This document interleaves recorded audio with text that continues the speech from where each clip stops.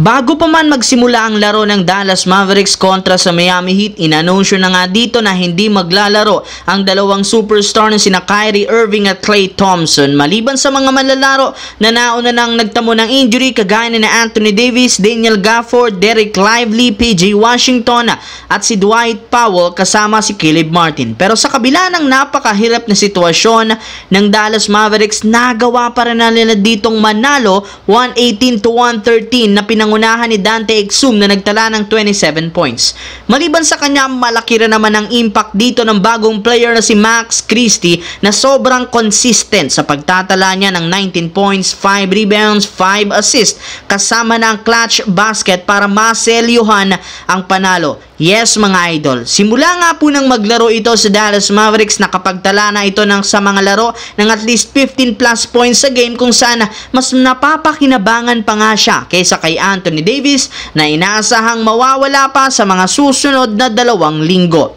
Samantala, dito naman, dahil nga sa pagkatalo ng Los Angeles Lakers laban sa Utah Jazz na isa sa pinakamahinang team, marami nga po ang nagdududa ngayon sa kanilang kakayahan. In fact, napatunayan nga po ngayon pa lang na napakalamya nga daw talaga ng front court sa kakulangan ng tunay na sentro. Hindi rin naman nga sapat ang starting center na si Jackson Hayes na sobra nga daw nahihirapan. Wala rin naman nga pong impact si Alex Len dahil kakasali pa lang. Bukod dyan, hindi rin naman nagsisink in ang kanilang big three na sina LeBron James, Luka Doncic at maging si Austin Reeves na lahat nag-struggle laban sa Utah Jazz. Ngunit sa kabila ng mga pagdududa, syempre na natatanggap ng Lakers, mismong si Luka na ang nagsabi wala nga daw dapat ipag-alala ang kanilang mga fans, gayong sinisigurado niya na magiging maayos ang kanilang team. Kasalukuyan para naman nga po niyang ginagamay ang game plan ni Coach JJ Redick at ang galaw ng kanyang mga bagong kakampi.